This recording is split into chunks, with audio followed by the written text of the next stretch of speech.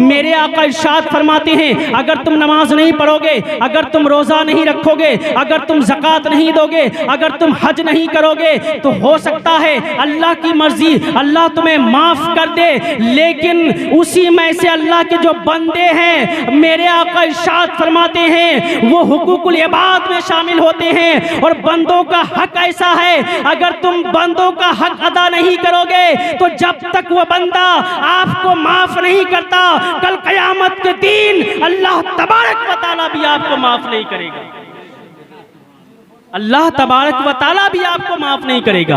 उसे हुकूकुल इबाद कहते, बंदों के हक को अदा करना। लेकिन आज हम क्या देख रहे हैं कि हम एक दूसरे के हक जो है गजब करने में लगे हैं, दूसरे का माल जो है हम गजब करने में लगे हैं, दूसरे को गालियां देते हैं, बुरा भला कह देते हैं, तोहमत लगा देते हैं, न जाने क्या क्या कह देते हैं, मार देते हैं, कत्ल कर देते हैं। मोहतरम हज़रात, एक हदीस में आपको सुनाता हूँ।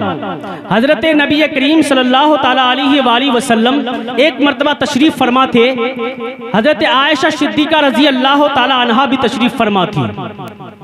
इतने में नबी इरशाद फरमाते हैं, आयशा आज तुम क्या मांगना चाहती हो तुम मांगो, मैं तुम्हें अता करूंगा। बेशक नबी की दरिया रहमत जोश पर है, नबी की दरिया रहमत जोश पर। नबी फरमा रहे हैं, आयशा क्या मांगना चाहती हो आज मांगो, मैं तुम्हें अता करूंगा।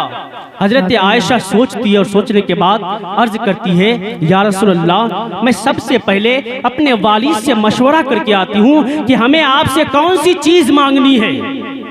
हजरत आयशा उठी और उठने के बाद अपने वालिद गिरामी हजरत अबू बकर सिद्दीक रजी अल्लाह ताला अन्हु के बारगाह में हाजिर होती है और हाजिर होने के बाद अर्ज करती है, ऐ मेरे अब्बू जान, आज नबी की दरिया रहमत जोश पर है। नबी फरमा रहे हैं, आयशा तुम क्या मांगना चाहती हो तुम मांगो, मैं तुम्हें अता करूंगा। लेकिन ऐ मेरे अब्बू जान, मैं सोच रही हूँ कि अपने आका से मैं क्या चीज़ मांगू। तो नबी करीम सल्लल्लाहु ताला अलैहि वसल्लम के वो खलीफा हजरत अबू बकर सिद्दीक इरशाद फरमाते हैं, आयशा कुछ भी मत मांगना, सिर्फ और सिर्फ एक ही चीज मांगना कि जब नबी मेराज में गए थे अल्लाह से मुलाकात करने के लिए, तो अल्लाह और नबी के दरमियान बहुत राज़ो न्याज की बात हुई थी, उन बातों में से तू एक बात पूछ लेना। ये बात सुनकर के हजरत आयशा बहुत खुश हुई और खुश होने के बाद हजरत अबू बकर सिद्दीक इरशाद फरमाते हैं, आयशा नबी जो फरमाए, नबी जो कहें वो बात फिर मुझे आकर के बताना। हजरत आयशा उठी और उठने के बाद आका की बारगाह में हाजिर हुई। अब नबी इरशाद फरमा रहे, आयशा क्या मांगना चाहती हो तुम मांगो, मैं तुम्हें अता करूंगा। हजरत आयशा इरशाद फरमाती है, ऐ मेरे आका, आप जब अल्लाह से मुलाकात करने के लिए गए थे तो अल्लाह और आपके दरमियान बहुत सारी राज़ो न्याज की बात हुई थी। मेरी ख्वाहिश है कि आप उन बातों में से एक बात तो मुझे बता दे। नबी इरशाद फरमाते हैं, आयशा बहुत सारी बातें हुई थी, लेकिन उन बातों में से एक बात अल्लाह ने यह फरमाया था कि ऐ मेरे महबूब, अगर तुम्हारी उम्मतों में से एक मुसलमान अगर दूसरे मुसलमान का टूटा हुआ दिल अगर जोड़ देगा, मैं उसे बगैर हिसाब किताब के जन्नत में दाखिल फरमाऊंगा। सुभान अल्लाह, मैं उसे बगैर हिसाब किताब के जन्नत में दाखिल फरमाऊंगा। बहुत अच्छे, वाह वाह। ये बात सुनकर के हजरत आयशा बहुत खुश हुई और दौड़ती हुई अपने अब्बू जान की बारगाह में हाजिर हुई। अब हजरत अबू बकर सिद्दीक इरशाद फरमाते, आयशा मेरे आका ने क्या फरमाया, मुझे जल्दी से बताओ, मेरा दिल बेचैन है, मेरे आका ने क्या फरमाया है। हजरत आयशा अर्ज करती है, ऐ मेरे अबू जान, अब मेरे आका हुजूर सल्लल्लाहु ताला अलैहि वसल्लम ने इरशाद फरमाया है, अगर आपकी उम्मतों में से एक मुसलमान दूसरे मुसलमान का टूटा हुआ दिल अगर जोड़ देगा, अल्लाह उसे बगैर हिसाब किताब के जन्नत में दाखिल फरमा लेगा। यह सुनकर के हजरत अबू बकर सिद्दीक रोने लगे। अल्लाह, हजरत अबू बकर सिद्दीक रोने लगे, उनकी आंखों से अश्कबार जारी। हजरत अबू बकर सिद्दीक रो रहे हैं। हजरत आयशा अर्ज करती है, अब्बू जान आप रो क्यों रहे हैं, आखिर वजह क्या है, इसका मतलब क्या है। हजरत अबू बकर सिद्दीक इरशाद फरमाते हैं, आयशा मेरे आका ने फरमाया, अगर एक मुसलमान दूसरे मुसलमान का टूटा हुआ दिल अगर जोड़ देगा, अल्लाह उसे बगैर हिसाब किताब के जन्नत में दाखिल फरमा लेगा। लेकिन आयशा तुम इसका उल्टा सोच करके देखो, अगर एक मुसलमान दूसरे मुसलमान का दिल अगर तोड़ दे, अल्लाह उसे डायरेक्ट जहन्नम में दाखिल फरमा देगा। वाह वाह वाह। मैं इसलिए रो रहा हूँ कि मुझसे किसी का दिल न टूट गया हो, मुझसे कोई गलती न वाक़ हो गई हो, मुझसे कोई खता न हो गई हो, मैंने कभी किसी को गाली न दे दिया हो, इसलिए मैं इसलिए मैं डर रहा हूँ, इसलिए मैं रो रहा हूँ। कसम खुदा की मुसलमानों, लेकिन हमारा ईमान है, हमारा अकीदा है कि जितने सहाबी रसूल हैं सबके सब जन्नती हैं, बेशक सबके सब जन्नती हैं। वाह वाह वाह। उनका ईमान पुख्ता था, उनके ईमान की तरह हमारा ईमान नहीं है,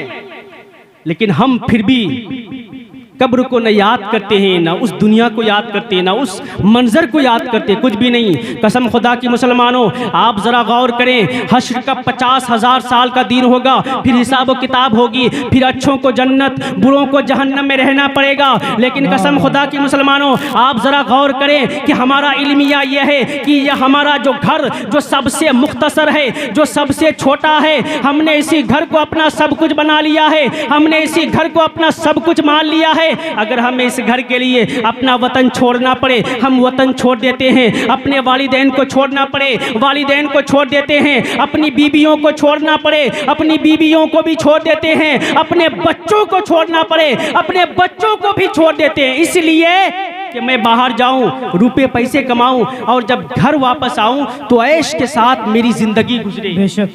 इसलिए हम सब कुछ छोड़ देते हैं इस घर के लिए, इस दुनिया के लिए। लेकिन कसम खुदा की मुसलमानों, जरा अपने दिल पर हाथ रखकर बताएं हम और आप कि अल्लाह तबारक व तआला ने हमें इतनी नेमतें दिया है, इतनी नेमतें अता की अल्लाह ने, क्या हम उस अल्लाह के लिए कभी कुछ छोड़े हैं?